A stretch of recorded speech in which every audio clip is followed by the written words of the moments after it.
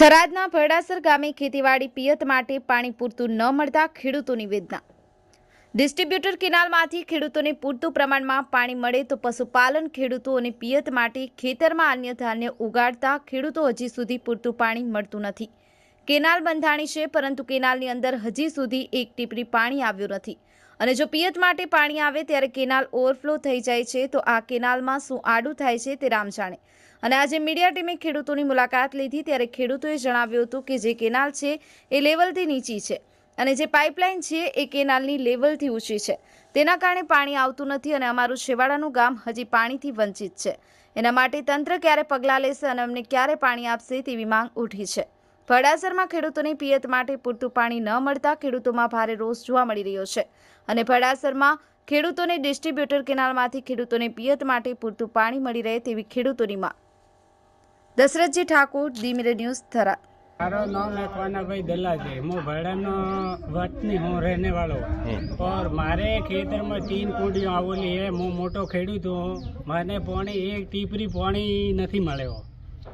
કેમ પાણી નથી મળતું? પાણી તો સાહેબ એમ કે 24 કલાક ફોડિયામાં પાણી રહેતું નથી અને પાણી રે માપે તેને બીજો કુંડીઓનો રેવલિંગ નથી।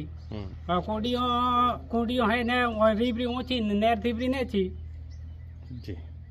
એમાં ઠેકેદારનો પ્રશ્ન છે કે એન્જિનિયરનો પ્રશ્ન છે કે શેના બેદરકારીના કારણે આ તમારા સુધી પાણી નથી હવે પહોંચતું? સાહેબ એમાં તો ઠેકેદારનો તો ઓલો હે પાઇપ લેન નોખીએ ને ઓ બેદરકારી તો હે પાઇપ ઊંચા નથી હે આઉટ નોખીએ પાઇપ એટલે લેવલ નથી મળેલું। રેવલ નથી મળે જો લેવી દીન ઓય પાઇપ ની નોખી ધોરામાં જ નોખી પરી હે।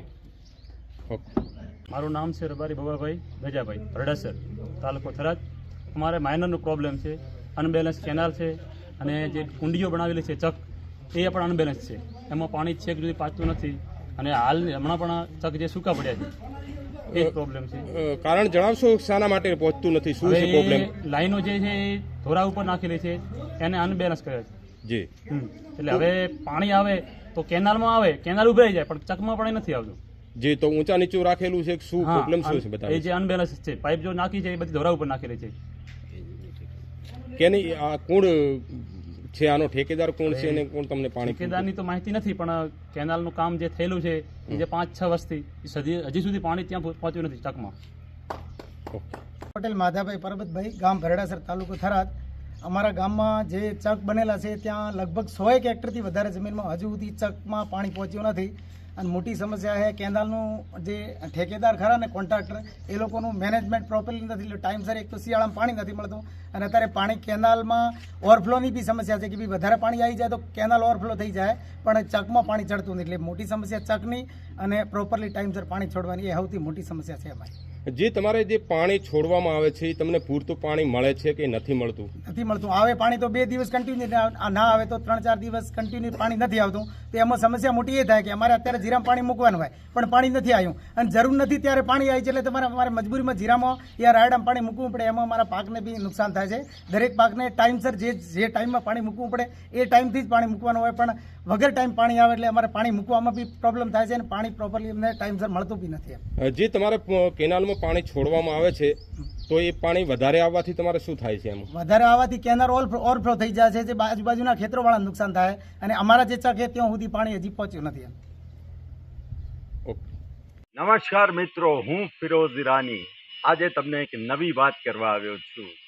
દીવ મિરર ન્યૂઝ જોતા રહો, સબસ્ક્રાઇબ કરવાનું ભૂલતા નહીં અને શેર કરવાનું પણ ભૂલતા નહીં। સત્યની સાથે જોડાતા રહો। નમસ્તે મિત્રો, હું છું ચાંદની પરમાર। આપની મનપસંદ ચેનલ એટલે કે દીવ મિરર ન્યૂઝ ચેનલને લાઈક કરો, શેર કરો અને ફોલો કરો અને હા, તેમાં દરરોજ તાજા સમાચાર જોવાનું ભૂલશો નહીં। દીવ મિરર ન્યૂઝ દરરોજ લાઈવ અપડેટ, ગુજરાત રાજ્ય, દેશ, દુનિયાના તમામ બ્રેકિંગ સમાચારો નિહાળો દીવ મિરર ન્યૂઝ ચેનલ પર।